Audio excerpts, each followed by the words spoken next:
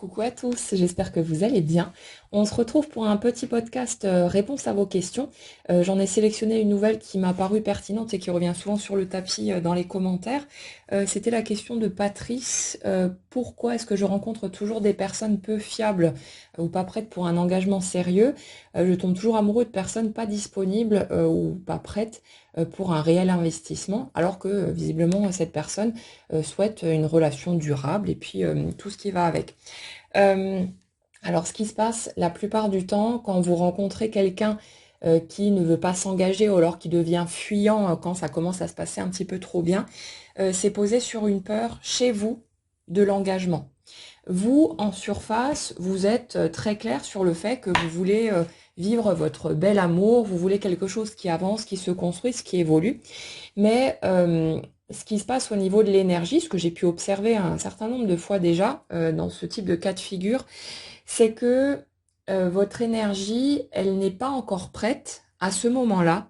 à plonger dedans complètement, à plonger dans le couple et à prendre le risque de se retrouver exposé. Et bien sûr que vous ne pouvez pas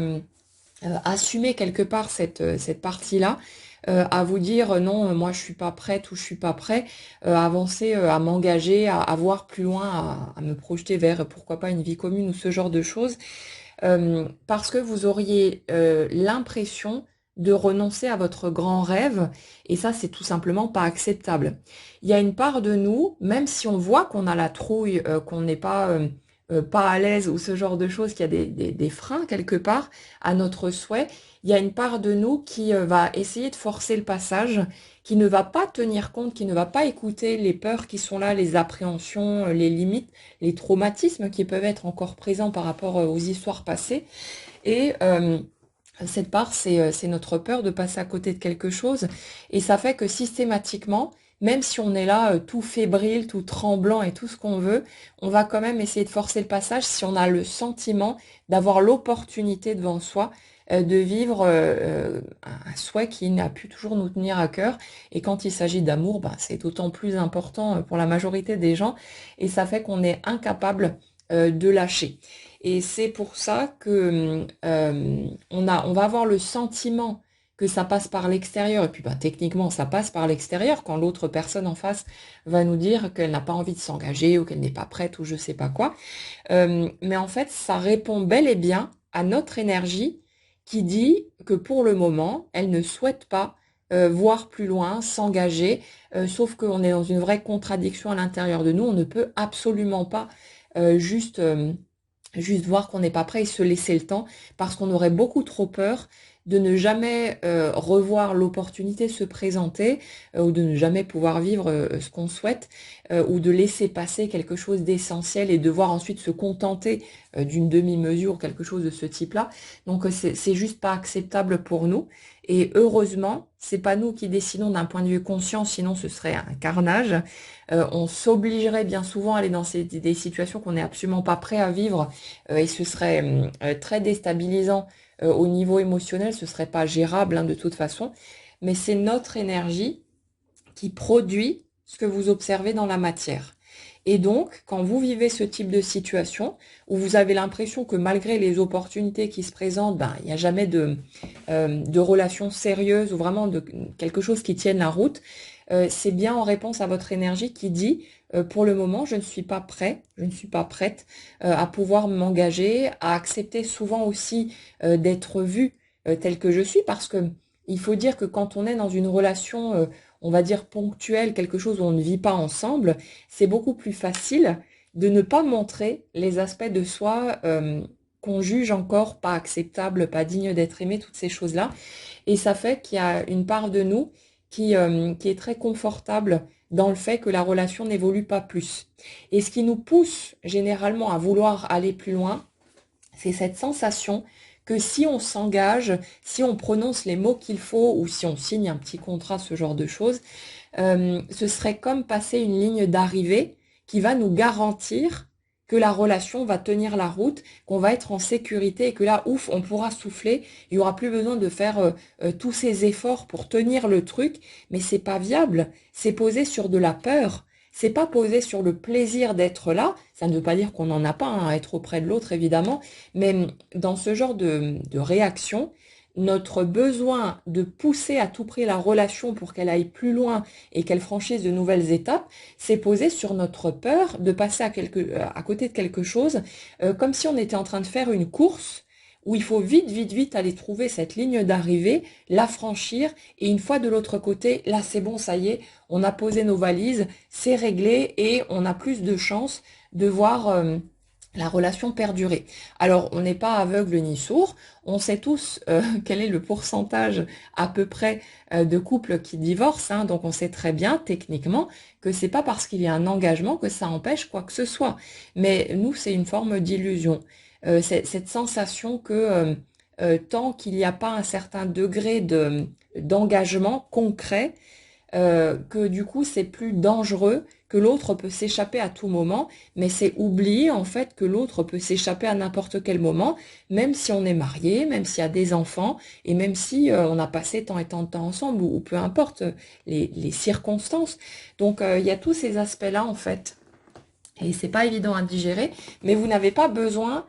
de vous forcer à accepter que ça part de vous. Si vous voulez, c'est pas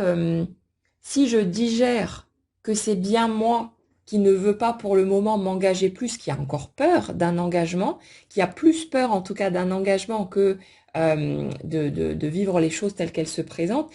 Euh, c'est pas si j'accepte ça, ça va débloquer quelque chose dans ma vie. Le fait, à un moment donné, de pouvoir le comprendre et le voir chez soi, ça amène un soulagement. Parce que au lieu d'avoir l'impression de vouloir quelque chose, d'être totalement clair là-dessus, et que finalement la vie est contre nous, ou les circonstances sont contre nous, qu'on n'a pas de chance, ou que je sais pas quoi, c'est extrêmement pesant, parce qu'on se sent impuissant, parce qu'on a l'impression d'avoir absolument aucun contrôle sur notre vie et que tout et n'importe quoi peut nous tomber dessus à n'importe quel moment. Donc c'est vrai que c'est pas évident.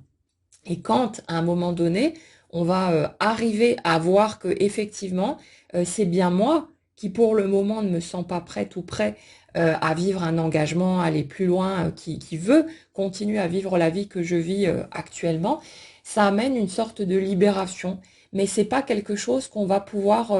choper en un claquement de doigts. On va pas pouvoir l'accepter de but en blanc. Et quand on n'en est pas encore là, nous, on entend la personne qui nous donne les explications et on se dit non, mais c'est pas vrai, c'est n'importe quoi. Moi, je sais que je veux m'engager, que je veux vivre ça et ça, mais on ne voit pas tous les morceaux qu'il y a dans notre inconscient et le pourquoi du comment, tout ce qui se cache derrière. Je l'ai vécu aussi, ce genre de situation, hein, à entendre une autre personne expliquer, décortiquer ces mécanismes énergétiques et puis ce qui se passait d'un point de vue intérieur. Et moi, j'étais là totalement convaincue que non, non, mais moi, je veux telle ou telle chose, je veux que ma vie avance comme ça. J'étais persuadée de ne pas avoir ce que je voulais. Et pourtant, quand j'ai fini par digérer certains morceaux, par guérir certaines blessures, par me rendre compte de certaines choses, ben, je n'ai pu qu'observer qu'effectivement, à chaque moment de ma vie, j'avais toujours ce que je voulais le plus. C'est pas ce que je voulais tout court, parce qu'on est plein de contradictions, on est plein de désirs opposés finalement, mais on obtient toujours, on est en train de vivre ce qu'on veut le plus, et on peut vouloir le plus ne pas être en couple, ne pas s'engager ou ne pas quoi que ce soit d'autre dans n'importe quel domaine de la vie parce que on a encore trop peur de certaines choses, parce que peut-être on a vécu des relations difficiles et que l'idée d'être à nouveau en couple pour nous, il y a toujours ce fantôme qui plane au-dessus de notre tête à se dire que ça risque de recommencer, d'être aussi désagréable, aussi lourd, aussi inconfortable. Et puis de l'autre côté, il y a toujours cette espèce de conviction que le couple, c'est une espèce de saint Graal et que si on tombe dans la bonne relation, dans les bonnes conditions, etc., ce sera le bonheur absolu et on n'arrive pas à se débarrasser de cette idée-là, de cette possibilité. Donc on essaye encore et encore de forcer le passage, d'aller plus vite que la musique. On ne s'écoute pas, on ne se laisse pas le temps de digérer, c'est normal, mais ce n'est pas un problème. Quand vous êtes en train de vous débattre contre vous-même à essayer de trouver ce que vous voulez en vous imaginant que si vous trouvez ce que vous voulez, que vous devenez clair, que vous acceptez ce qui se passe en vous, ça va faire bouger les choses plus vite. En fait, on est juste dans l'illusion. Ça bougera pas quoi que ce soit plus vite, mais c'est pas un problème que vous soyez en train de vous agiter dans tous les sens. Là où ça devient un problème, c'est juste parce que ça crée de la souffrance chez vous, d'être en train de lutter contre votre propre système, à croire que votre énergie est contre vous et qu'elle est en train de vous mettre des bâtons dans les roues, de vous refuser quelque chose que vous souhaitez, comme si c'était une espèce de punition, de privation, alors qu'en fait c'est juste quelque chose de totalement cohérent et logique, et que vous ne faites que vivre ce que vous voulez le plus pour le moment, même si vous n'êtes pas en mesure de l'accepter, de le digérer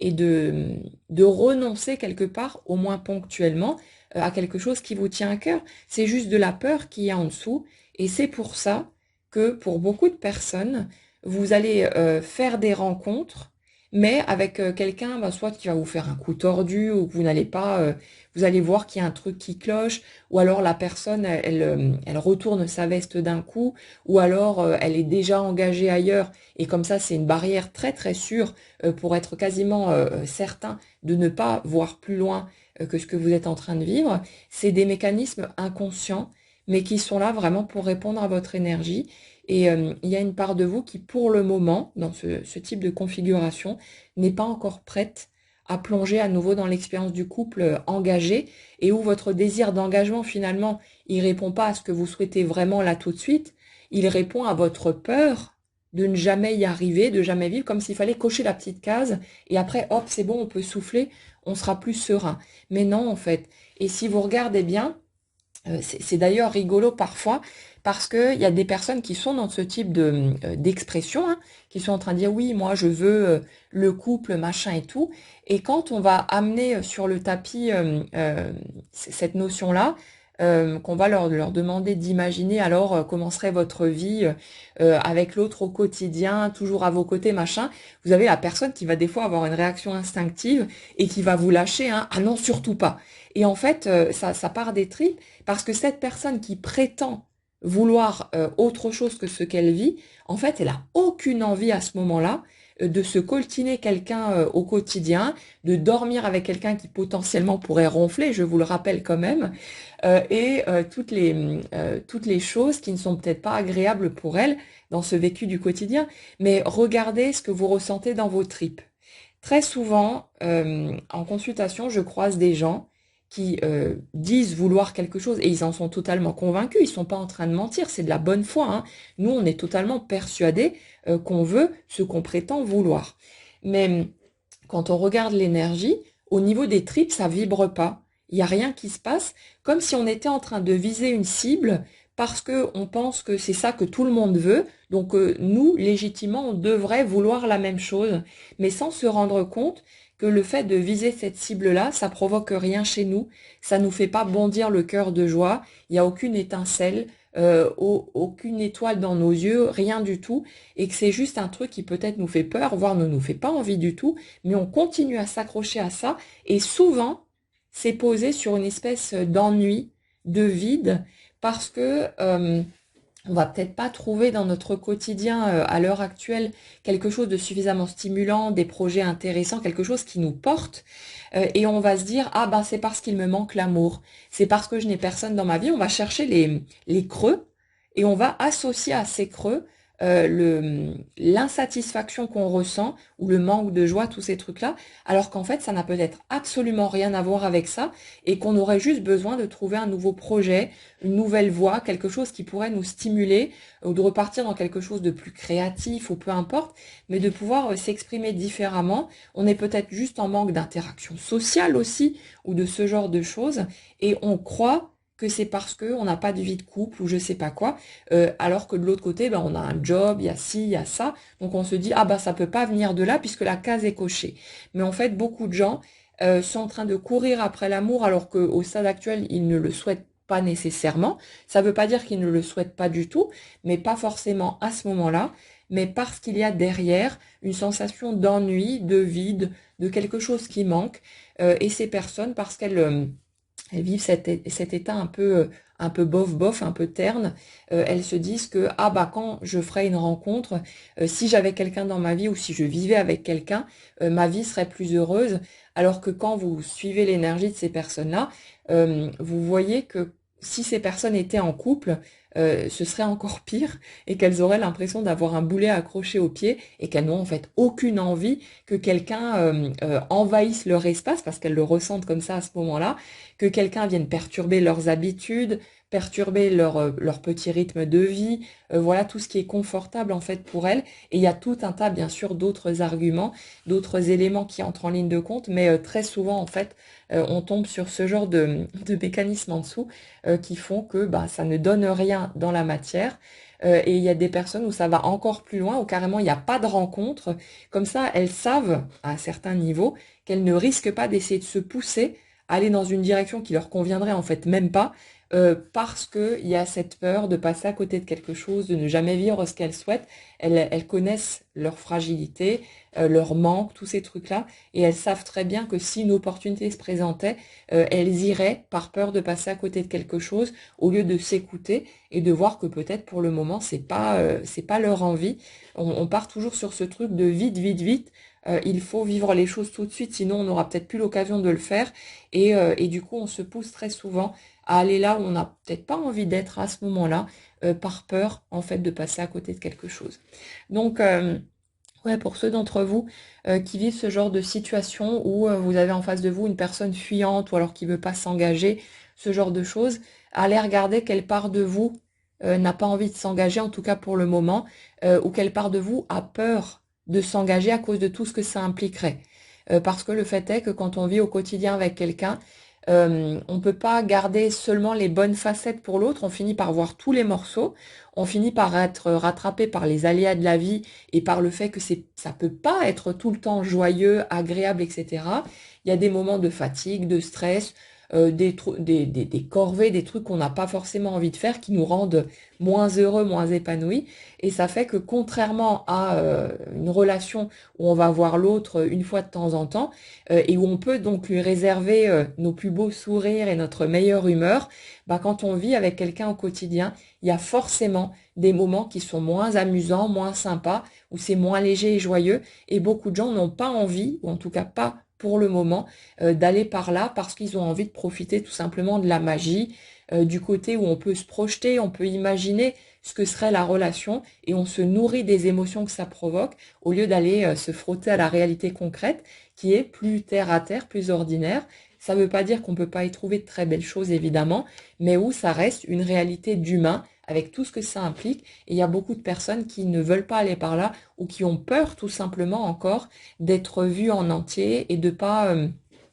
être acceptés, de pas être aimés tels qu'ils sont. Donc c'est une bonne planque en fait d'avoir des personnes fuyantes en face de soi. Comme ça, on peut accuser l'autre en plus, bonus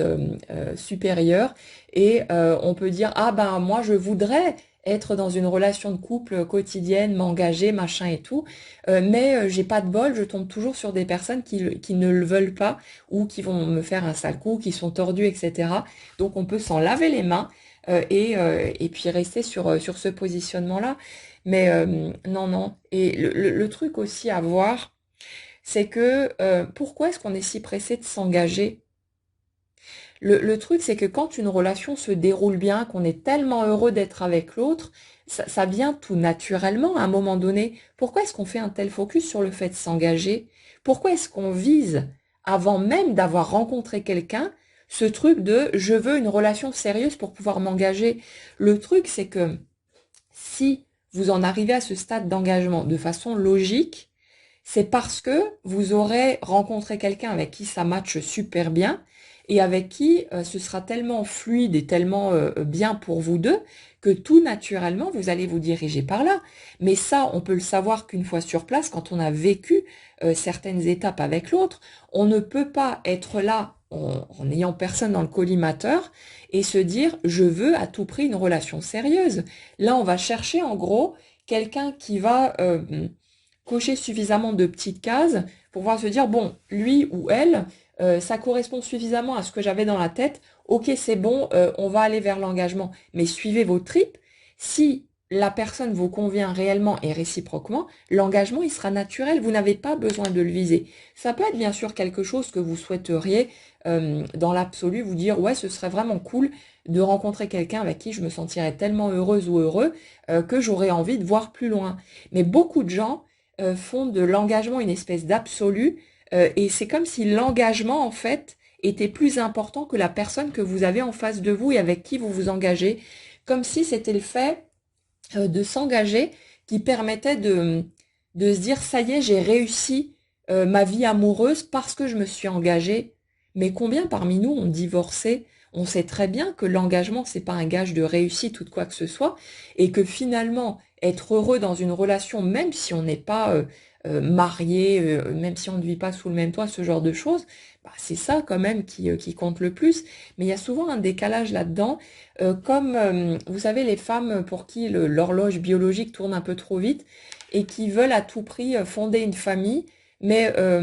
sans vraiment se préoccuper principalement d'être heureuses avec l'homme qui est à leur côté du moment que le mec est convenable, que c'est pas un tordu, qu'il leur plaît plus ou moins, et puis voilà, c'est comme si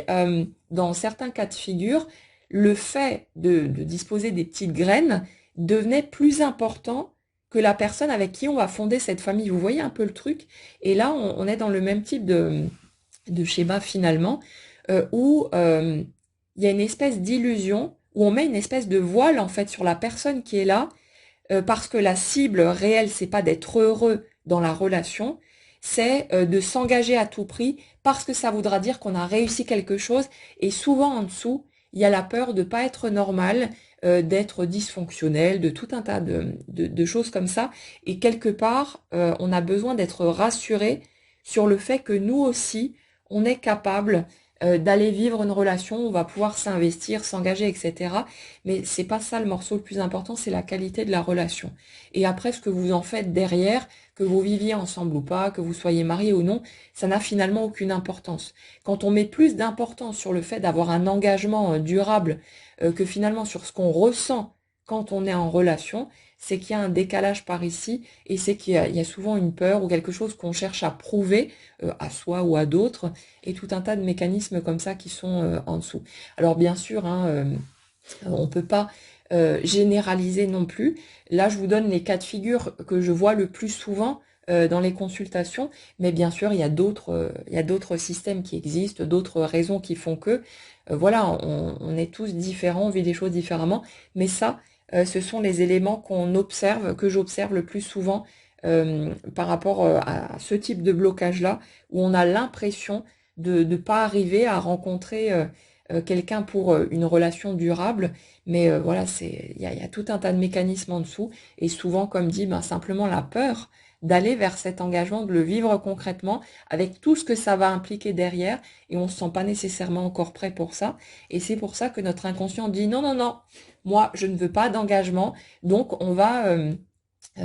programmer inconsciemment notre radar sur les personnes avec qui on est sûr qu'il n'y aura pas d'engagement. Donc les personnes pas fiables ou celles qui sont pas prêtes, celles qui sortent d'une relation douloureuse et qui veulent pas aller si vite, qui veulent juste prendre du bon temps sans voir plus loin, ou tout un tas d'autres spécimens qui correspondront à notre petite case inconsciente. Je ne veux pas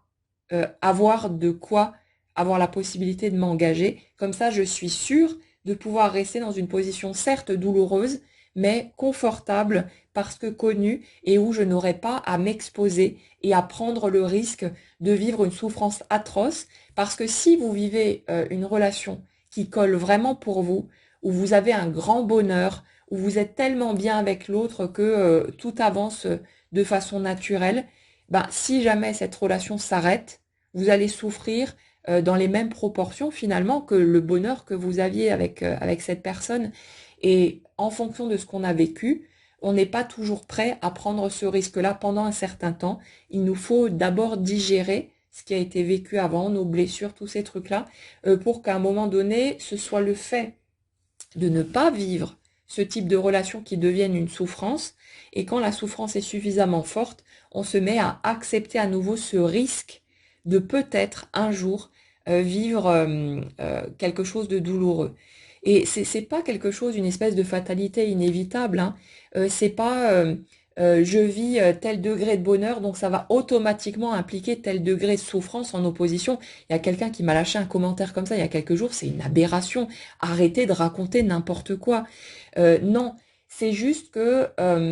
on a besoin d'accepter le risque, la possibilité de peut-être vivre une souffrance à taille égale. Forcément, hein, quand vous entrez dans une relation magnifique, quelque chose qui vous comble de joie et de bonheur, où vous vous sentez gorgé d'amour, bah, si cette relation s'arrête, vous allez souffrir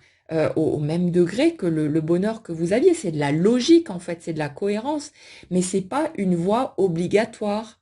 Peut-être que cette relation va continuer à fonctionner et que ça va couler de source et puis que vous allez finir vos jours ensemble, qu'est-ce qu'on en sait? Mais il y a toujours ce risque, à partir du moment où vous rentrez dans ce type de relation, vous prenez forcément le risque de vivre une grande souffrance si jamais à un moment donné ça s'arrête. Donc c'est juste de la logique, mais pendant un temps, parce qu'on a déjà souffert et qu'on a vécu tout un tas de choses pas évidentes, on ne se sent pas prêt à prendre ce risque, mais de l'autre côté, il y a la part de nous qui dit oui, mais si j'y vais pas maintenant, je risque de ne jamais le vivre, machin et tout. Et on essaye de forcer le passage et on ne veut pas écouter notre peur et notre incapacité à ce moment-là à y aller, à plonger. Et ça fait que c'est notre inconscient, notre énergie, heureusement, qui produit les circonstances qu'on vit. C'est pas avec notre tête qu'on décide, sinon on foncerait dans le tas alors qu'on n'est pas prêt et ce serait un carnage absolu, ce serait totalement ingérable au niveau émotionnel, on ne pourrait pas porter tout ça. Donc c'est l'énergie qui fait de toute façon, et vous avez beau ne pas être d'accord avec ce que votre énergie produit, ce que vous vivez là tout de suite maintenant, c'est ce que vous voulez le plus pour le moment. Peut-être que vous n'êtes pas d'accord parce qu'en surface vous voulez autre chose et ce truc-là vous le voulez également, mais peut-être que vos peurs ou certains de vos freins, de vos barrières sont encore trop présents et font que l'autre souhait ne passe pas parce qu'il y a encore trop de trouille derrière et ça se digérera tout seul. Vous ne pourrez pas forcer votre énergie à basculer de l'autre côté. C'est un processus naturel, comme dehors avec la végétation et tout le reste. C'est un processus automatique qui se régule tout seul et vous n'avez pas besoin d'avoir peur de ne pas comprendre un truc ou de ne pas faire ce qu'il faut et de passer à côté de quelque chose. Ces peurs-là sont normales, c'est humain. Euh,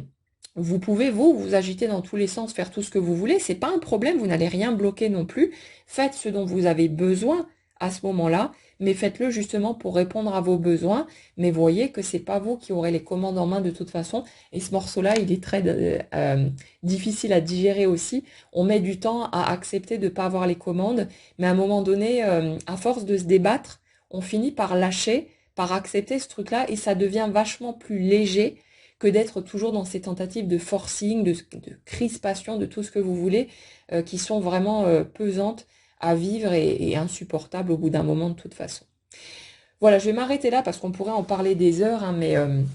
je peux rester focus quand même sur le point qui a été abordé. J'espère du coup que ça pourra éclairer certains d'entre vous qui comprennent pas pourquoi est-ce que ils répètent en boucle les mêmes situations. Mais vous inquiétez pas, ça restera pas comme ça éternellement. Mais quelque part, ça se reproduit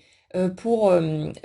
vous laisser le temps de digérer ce que vous avez besoin de digérer, d'être prêt. Et puis comme ça, vous avez un bouc émissaire. Vous pouvez accuser l'extérieur, accuser les autres, cette vilaine personne qui ne veut pas s'engager ou je sais pas quoi. Et puis ça vous permet de vous décharger, d'aller à votre rythme. Donc faites ce que vous pouvez. Vous avez le droit d'être en colère, hein, de ressentir de l'injustice et tous ces trucs-là. Autorisez-vous à ressentir tout ça. On en a besoin de toute façon. Il n'y a pas à calculer quoi que ce soit et la compréhension, elle est là juste pour amener un peu d'oxygène et pas pour débloquer quoi que ce soit. Donc no panique, ça va bouger, ça bouge de toute façon en permanence, mais c'est pas nous qui allons forcer le passage. Donc ça c'est des morceaux voilà, qu'on a besoin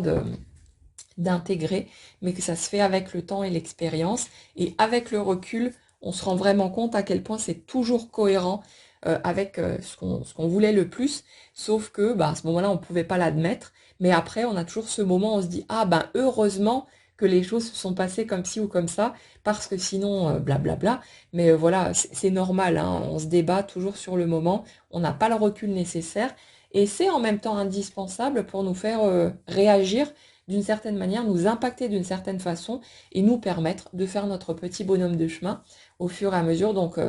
Voilà, ça roule tout seul, mais ça ne veut pas dire pour autant que c'est agréable ou confortable pour nous. Donc voilà, accompagnez le mouvement, faites ce que vous pouvez pour prendre soin de vous, mais le reste ne repose pas entre nos mains. Donc à vous de voir si vous voulez vous débattre ou accepter de laisser faire. Ça n'aura pas d'impact hein, sur ce qui va prendre forme ou pas, mais ça peut être plus ou moins confortable pour vous et votre choix repose là-dessus. Voilà pour ça, je vous souhaite à tous une excellente journée, prenez bien soin de vous et on se retrouve très vite.